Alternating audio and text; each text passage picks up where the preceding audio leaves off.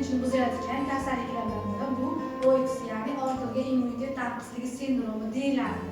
Ruscha nomi SPID, ya'ni bu kasallik birinchi bo'ldi Fransiyada, undan keyin Amerikada paydo bo'lgan.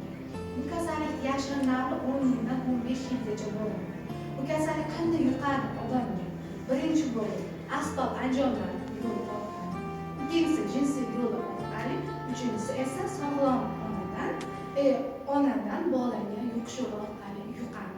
Bu kasallik yuqqanda belgilari qanday bo'ladi? Birinchi shamollaydi, keyin bemalol isitma chiqadi, ko'ngil ayniydi, keyin quloqlarimiz orqasida, mujahida, keyin oyog'imiz sonlar orasida yara va limfa tugunlar paydo bo'ladi. Keyin tanamizda 4J hujayralari bo'ladi. Ana shu hujayralarni rivojlanishini kamaytiradi. Bu 4J hujayralarimiz immunitetimizni oshiradigan hujayralar bo'ladi. Ana shuning uchun buni nomi ortilgan immunitet tanqisligi sindromi deb ataladi. Bu kasallik. Bu kasallikning davosi yo'q. Oxir-oqibat shu o'ringa olib keladi. Bundan saqlanishimiz uchun birinchi bo'lsa stomatologiyaga kirsak, yigitlarimiz sartaroshxonaga kiramiz, soqollar olinadi, bosh aqllarda olinganda temir asboblar bo'ladi. Mana shuni ko'rib olishimiz kerak.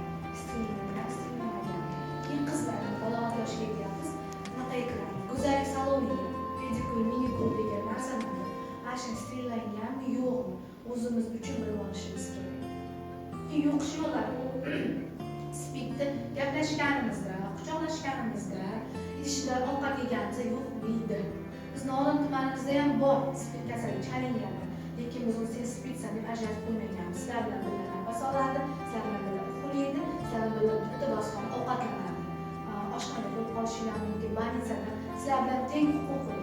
Faqat uni himoyalanishimiz kerak. Chunki o'zimiz qonunimiz bilan holat.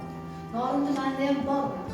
Biz ham bilamiz, ko'pchiliklar lekin biz ham shunaqa san deb turib uni yuziga aytilmaydi. Chunki u ham kimlardandir yuqtirib olgan.